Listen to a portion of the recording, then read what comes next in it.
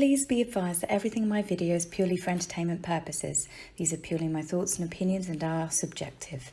I must advise you to please do your own research. All media users found on the public domain and are fair use and fair dealings. Hey everyone, so spring is upon us. Happy times, sunshine, lighter evenings. I am definitely going to be enjoying the next few months. I hate winter, I am not a winter person. So I've been very excited watching basically the Caribbean tour by the royal couple, William and Catherine. I am going to concentrate on doing that as a proper video tomorrow. So this video is going to be for some of you that don't like me talking about my life. I'm going to put the time here that you can skip to and I'll talk about some royal stuff later on, but a lot of you wanted me to talk about my birthday and what I got up to and, you know, share some pictures. So I'm going to do that for those of you that are interested. So my birthday was beautiful is a way to start it. Firstly, thank you very much, Carl and Thomas, who wished me a happy birthday. It's very nice of you, thank you. And secondly, everyone went bee mad. I love bees. Everyone knows I love bees, but because everyone knows I love bees, I get inundated with bee stuff. I've got a bee light, I've got a bee gonk, which is pretty cool. I got a bee scarf, bee key rings, bee bombs, bee cups, bee everything. Literally, I don't think I got a single present. Oh no, I lie. My mum bought me a book of light, which I'll show you. I'll have it set up in the background for tomorrow. It's a very cool book that just opens up and you can do it at different angles, but yeah, I'll show you tomorrow. So that was that. So my husband was taking me out on Monday. I knew it was a bit of a surprise. I started off the morning by stepping on my hot hair straighteners. Don't ask why I had them on the floor. I don't even know myself. I managed to give myself a nice little blister on my heel. So that was when I realised that we were going to London and doing a lot of walking. And we walked a lot. My little Apple Watch was, you know, flagging up going, oh, you've done a record walk. No kidding. My feet still feel broken today. So my husband's surprise for me was taking me to London Zoo. Now, normally as a couple, you know, I'm an absolute animal lover. I don't really do zoos. I don't mind going to conservation ones. I don't mind going to one where they've got breeding programs and the animals are all kept in the most natural enclosures outdoors, like in Australia. Those are amazing, the ones that the animals are kept in. But there was a reason for it, and that was because my actual present was going to a butterfly house. Hello, guy.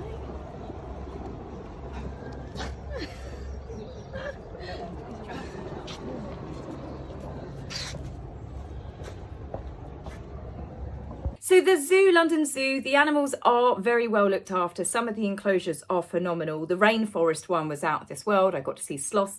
They've got all the branches above your head, so the monkeys literally run around. They can jump on you and everything.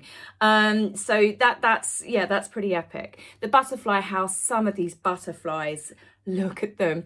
I'm definitely going to go to South America where a lot of these bigger blue ones, and then my favorite one is this green one.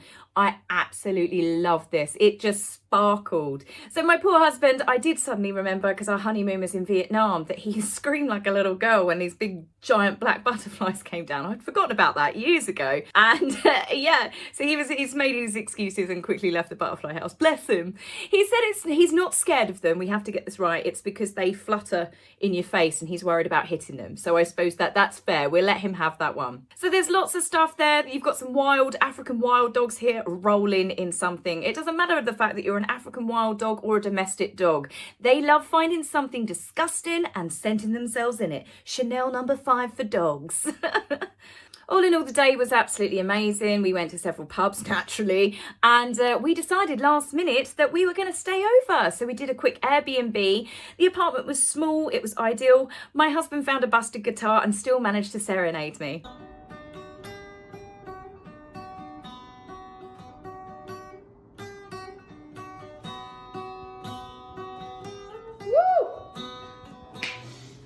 So because we stayed over, we went to the London Aquarium the next day. Quick stop at a market to buy some clean clothes. Yeah, some of these are just absolutely gorgeous. There's lots of Nemos. Nemos everywhere. And then I managed to find Dory. Seahorses are definitely my favourites. And look at these two. They were totally in love. The male one's obviously pregnant. That's such a strange thing, isn't it? I think the human race would die out if men had to get pregnant and give birth, personally. they're just beautiful. They're like, for me, something mystical that belongs in a fantasy film.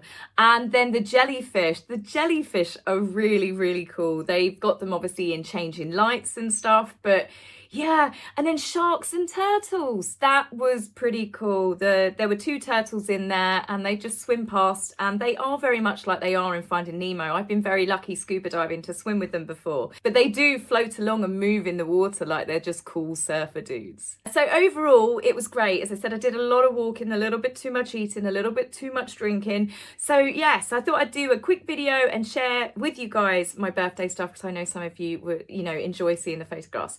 For those of you that don't, as I said, you could have skipped. If you didn't skip, you can't complain. I gave you the digits. Now, I will quickly get this out of the way to do with the royal tour that's happening. There seems to be a lot of controversy, and I think it's not as bad as what people are making out. Jamaica wanted to be a republic. They mentioned it years ago. It's just every country has got a Republican Party. Well, the UK has got one where they kick up at any sniff of trouble. The whole Harry and Meghan Megxit thing, they use that to their advantage.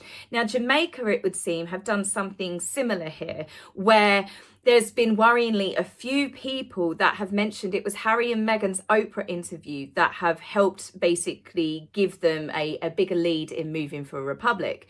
Now, I think that Harry and Meghan's interview goes a lot further and has done a lot more damage than what we're possibly aware of seeing. Harry and Meghan's reputation is in tatters, but there is a lot of people that just believe them on hearsay. They didn't watch the full interview. They've never watched anything about how Harry and Meghan have treated their families. All they took was biracial woman joined white family. They were racist to her. That is enough, sadly, for some people, which is absolute irony, as I said before in other videos, that Harry is the one that's predominantly been caught out several times doing things that are deemed as definitely racist.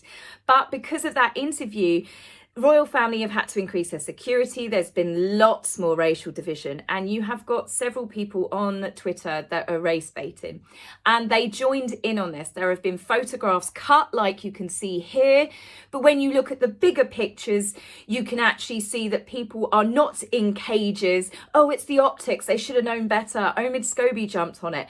Should have known what? What should they have done differently? Because no one seems to be kicking up the fact that they were also there with Raheem Sterling and Leon Bailey, who both said hello to people through the fences. It was a football pitch where they had raised fences. Some of them actually, as you can see here, they said sod this and tore through the fence themselves. Good for them. But these people came out in droves to see them. Are you saying that it would have been better that William and Catherine ignored them? Didn't go over to all these people that wanted to shake their hands, didn't go over and say hello to them instead because of optics? They are damned if they do, damned if they don't. There seems to be a really big racist narrative going and attacking the royal family at the moment. It has absolutely been increased since Meghan Markle told those whopping great big lies on Oprah, and that's one of the things I find very frustrating. That the fact that Harry and Meghan lied about, even when they got married, for example, they lied about so many things on that interview. But hey, that's the one thing that people were saying, yeah, no, that must be the gospel truth. And I don't believe them. I don't. Lots of people don't believe them. Piers Morgan famously walked off of TV because he did not believe them. And that's the problem here. You've got some people that just want to see a problem. They looked at those pictures.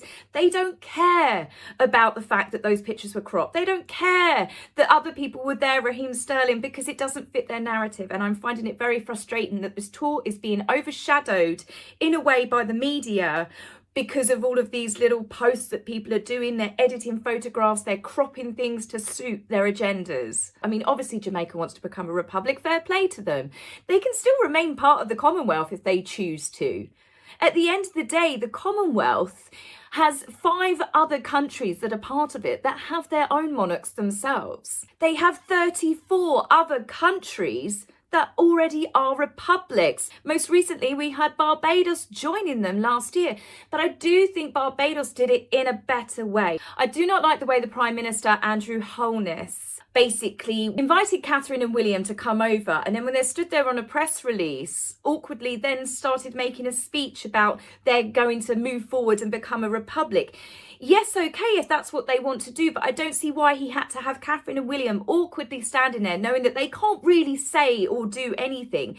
I think it was a humiliating thing that didn't need to be done. William would obviously support any country that's what they've chosen to do, but I do find it was a little bit in poor taste to have done it when you've asked them to come visit, when it could have just been handled, I think, differently. But that's just my thoughts on that one. So strangely, Harry and Meghan have been fairly quiet throughout this tour, but that's because I think because the tour is being attacked with all these false racism allegations, that they're sitting back and enjoying that spin. I think they're just sitting back and gloating at the damage that their Oprah interview is still doing. It's pretty obvious this is the only time that they have not tried to overshadow it. Now, there was one story that came out, which is definitely not going to overshadow it, and it makes Harry really demasculated.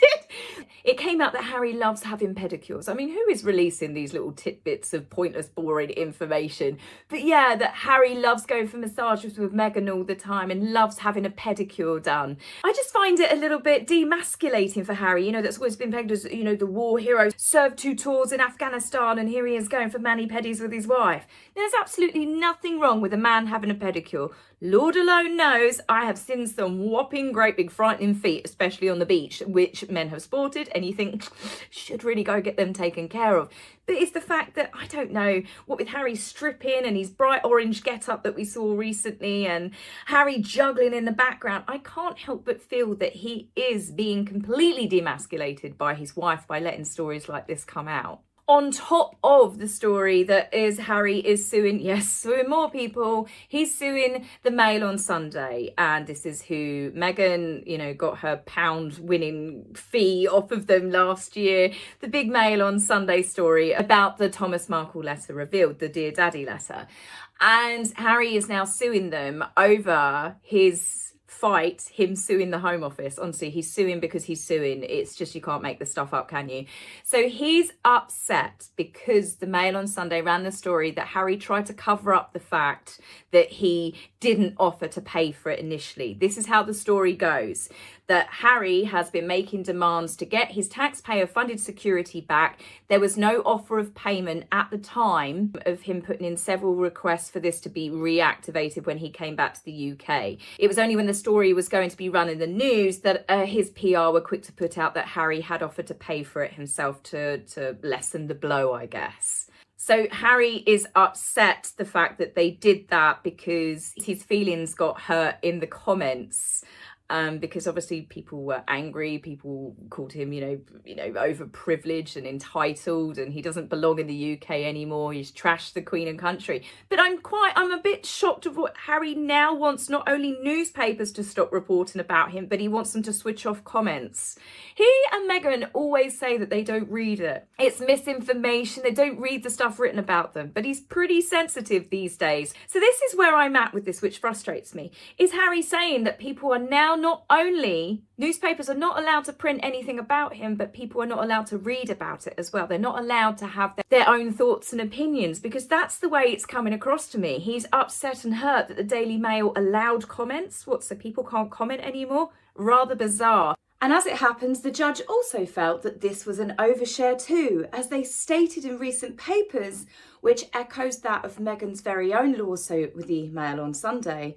Mr. Justice Swift stated, legal proceedings do not exist for the purpose of permitting parties to put irrelevant matters in the public domain, and the court must be astute to ensure that proceedings legitimately pursued do not become the occasion to publicise irrelevant material. Judge, translation, basically, I don't care, your feelings will hurt. This is court, not school. Bit of an ouch, but it's true. And it's also worrying because there is this whole restriction on freedom of speech, freedom of expression, and now it's almost like he's not just suing the Mail on Sunday, he's telling them that his feelings got hurt because they allowed comments from the public. You can't control the public will make up their own minds. Obviously, if the story turns out to be false, that Harry has always offered to pay for his security, then I'm sure the Mail on Sunday will pay him £1 and do an appropriately titled apology in the newspapers. But I find it a rather big story for them to have run without having any sort of backup. But we'll have to wait and see on that one. So do you think that Harry is going to win this case? Do you think it will be just another technicality that gets him through? Do you think the Mail on Sunday have just decided we're going to make it up and Harry had always paid? So I'd be really interested to hear your thoughts. So I will be back with you tomorrow. I hope you've had a fantastic week so far, and I will see you soon. So take care for now, guys. Bye. If you like my video, please remember to like and subscribe. Please, angry typists, you will be blocked, so save your fingers the time. If you would like to buy me a coffee, please go to my About page and click the link. Love, Taz.